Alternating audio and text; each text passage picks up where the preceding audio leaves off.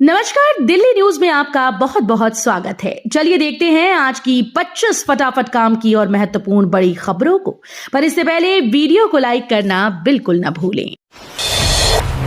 दिल्ली में गर्मी का सितम जारी। आईएमडी ने अगले हफ्ते तक राहत से किया इनकार। दिल्ली में गर्मी का प्रकोप फिलहाल जारी रहेगा। भारतीय मौसम विभाग ने अपनी ताजा अपडेट में साफ किया कि अगले 7 दिनों तक राजधानी के मौसम में कोई बड़ी राहत नहीं मिलेगी। अधिकतम तापमान 34 से 36 डिग्री सेल्सियस के बीच और न्यूनतम तापमान 23 से 26 डिग्री सेल्सियस तक रहने का अनुमान है। विभाग ने कहा कि 21 सितंबर तक बारिश की संभावना नहीं है। ऐसे में दिल्ली वासियों को पसीने और उमस भरे मौसम से अभी और जूझना पड़ेगा। डीआरसी से डिस्कॉम खातों की जांच की मांग। उपभोक्ताओं पर अतिरिक्त बोझ का विरोध। दिल्ली की रेजिडेंट वेलफेयर एसोसिएशन ने उपभोक्ताओं पर बढ़ते बिजली बिलों का बोझ न डालने की अपील की है। आरडब्ल्यूए प्रतिनिधियों ने दिल्ली विद्युत नियामक आयोग को पत्र लिखकर बिजली वितरण कंपनीज को हर माह 10% तक ईंधन और बिजली खरीद समायोजन शुल्क वसूलने के अधिकार का विरोध किया। उन्होंने कहा कि इससे उपभोक्ताओं पर अनावश्यक दबाव बढ़ेगा। आरडब्ल्यूए ने डिस्कॉम के खातों का ऑडिट कराने और सुझाव व आपत्तियां दर्ज करने की अंतिम तिथि 24 सितंबर से आगे बढ़ाने की मांग की। सीएम रेखा गुप्ता ने लॉन्च किया विकसित दिल्ली इंटर्नशिप प्रोग्राम। 87 युवा जुड़ेंगे सरकार से। दिल्ली की मुख्यमंत्री रेखा गुप्ता ने विकसित दिल्ली मुख्यमंत्री इंटर्नशिप प्रोग्राम की शुरुआत की। इस कार्यक्रम का उद्देश्य युवाओं के शासन व्यवस्था से जोड़ना और उन्हें प्रशासनिक प्रक्रियाओं का अनुभव कराना है। पहले बैच में 87 युवा चुने गए जो अगले 3 महीनों तक दिल्ली सरकार के साथ मिलकर काम करेंगे। मुख्यमंत्री ने कहा कि यह पहल युवाओं को शासन की चुनौतियों को समझने और समाधान खोजने की सोच विकसित करने का अवसर देगी, जिससे भविष्य में सक्षम नेतृत्व तैयार होगा। 15 साल बाद दिल्ली बड़ौद के बीच इंटरसिटी बस सेवा शुरू। सीएम रेखा गुप्ता करेंगी शुभारंभ। दिल्ली ट्रांसपोर्ट कॉर्पोरेशन 15 साल बाद दिल्ली बड़ौद रूट पर इंटरसिटी बस सेवा फिर से शुरू करने जा रहा है। 23 सितंबर को कश्मीरी गेट आईएसबीटी से मुख्यमंत्री रेखा गुप्ता सुबह 11 बजे नई एसी इलेक्ट्रिक बसेस को हरी झंडी दिखाकर रवाना करेंगी।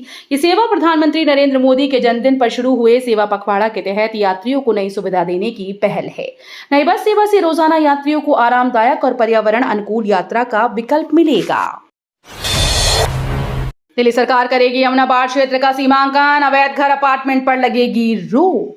दिल्ली में हाल ही में आई बाढ़ ने राजधानी के निचले इलाकों में भारी तबाही मचाई। हथनीकुंड बैराज से छोड़े गए पानी और लगातार बारिश से कई मोहल्ले जलमग्न हो गए। इन हालातों से सबक लेते हुए सरकार ने बड़ा कदम उठाने का फैसला किया। अब यमुना नदी के बाढ़ क्षेत्र का सीमांकन किया जाएगा ताकि किनारे अवैध घर और अपार्टमेंट न बन सके। सरकार का कहना है कि यह कदम भविष्य में बाढ़ से होने वाले नुकसान को रोकने में मदद करेगा। दिल्ली में दुर्गा पूजा समितियों को 72 घंटे में मिलेंगे अप्रूवल और एनओसी। 97 आवेदन पास। दिल्ली सरकार ने इस बार दुर्गा पूजा को भव्य और सुचारू बनाने के लिए सिंगल विंडो सिस्टम लागू किया। प्रधानमंत्री नरेंद्र मोदी और मुख्यमंत्री रेखा गुप्ता के मार्गदर्शन में शुरू हुई इस व्यवस्था के तहत समितियों को सभी अप्रूवल और एनओसी 72 घंटे में उपलब्ध होंगे। अब तक 134 में से 97 आवेदन पास हो चुके हैं।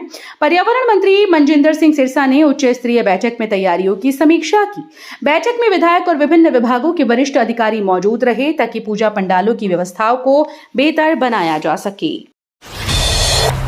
दिल्ली सरकारी स्कूल के छात्रों को जेईई नीट की मुफ्त कोचिंग। रजिस्ट्रेशन शेड्यूल जारी। दिल्ली सरकार ने सरकारी स्कूल के छात्रों के लिए प्रतियोगी परीक्षाओं की मुफ्त कोचिंग योजना शुरू की है। महामना पंडित मदन मोहन मालवीय विद्याशक्ति मिशन के तहत छात्रों को JEE NEET, CLAT, CA foundation, CUET जैसी परीक्षाओं की तैयारी कराई जाएगी। कुल 2200 सीटें उपलब्ध हैं, जिनमें लड़कियों के लिए आरक्षण होगा। चयन सीईटी 2025 के जरिए होगा। पंजीकरण प्रक्रिया 12 अक्टूबर से होगी और आवेदन करने की अंतिम तिथि 30 सितंबर 2025 होगी।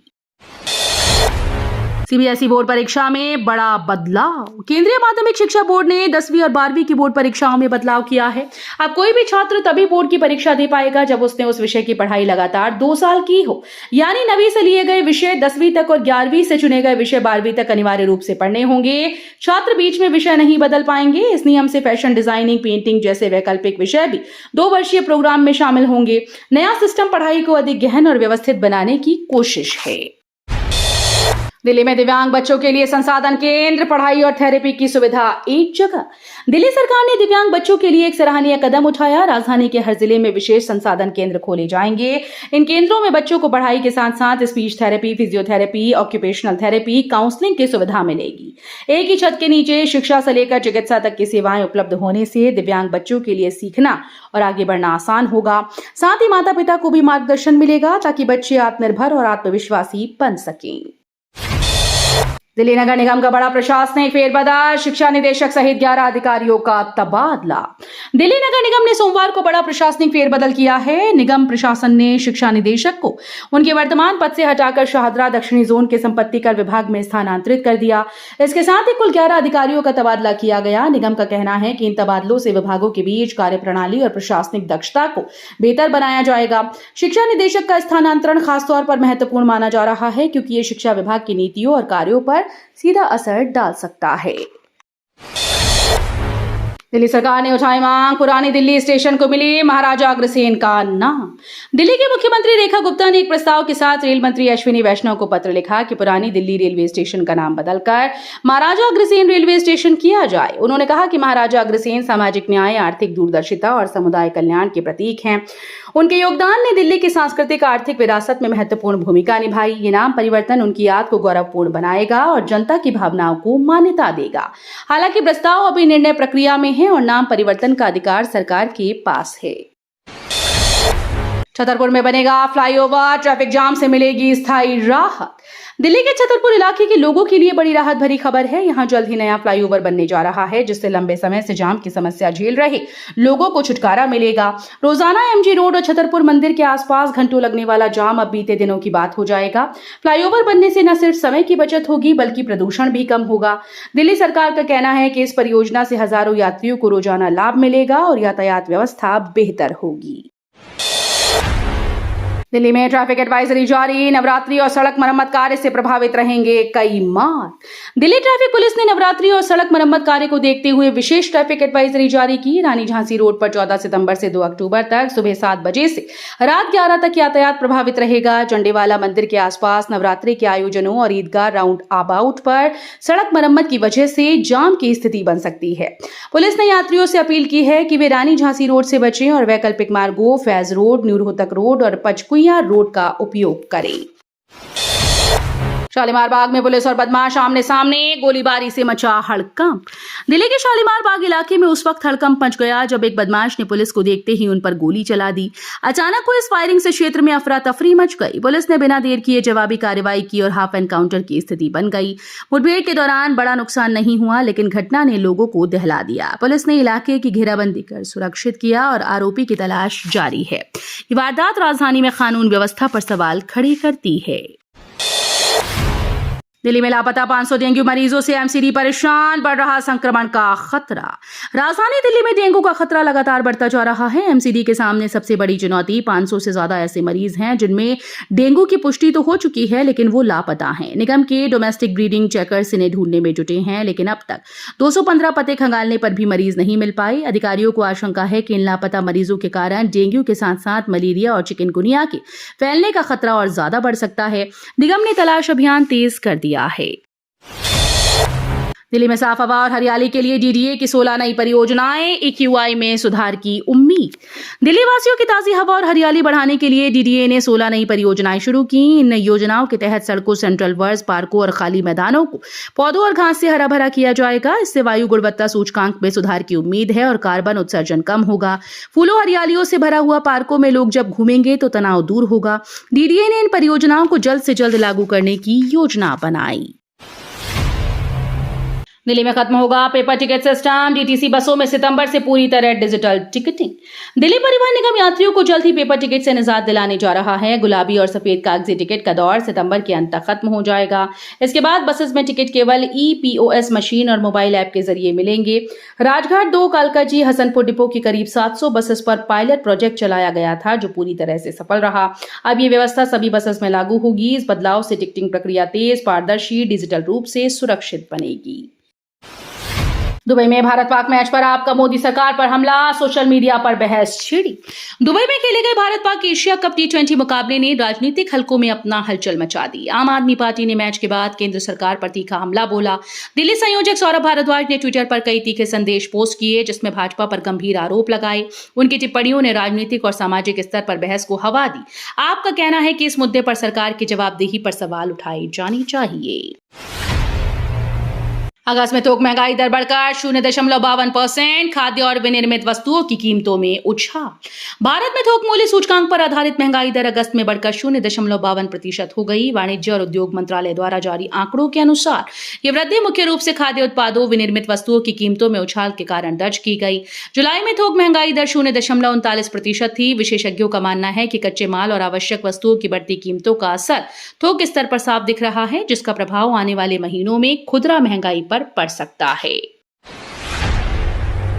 दोस्तों, चुनाव 2025। दिल्ली विश्वविद्यालय छात्र संघ चुनाव 2025 में अब गिनती के दिन बचे हैं। मतदान 18 सितंबर को है। सभी छात्र संगठन जोर शोर से प्रचार में जुटे हैं। सोमवार को एआईसीसी महासचिव सचिन पायलट ने एनएसयूआई उम्मीदवारों के समर्थन में ड्यू कैंपस का दौरा किया। उनके साथ एनएसयूआई के राष्ट्रीय अध्यक्ष वरुण चौधरी और दिल्ली कांग्रेस अध्यक्ष देवेंद्र यादव मौजूद रहे। पायलट ने Miranda house campus, law centre, Hindu college के छात्रों से मुलाकात कर संगठन के पक्ष में मतदान की अपील की।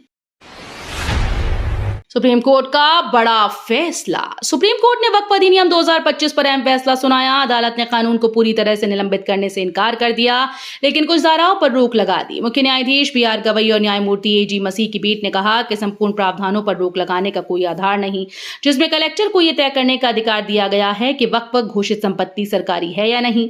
फैसले पर अलग अलग प्रतिक्रियाएं सामने आ रही हैं। धौलाकुआं बीएमडब्ल्यू हादसा।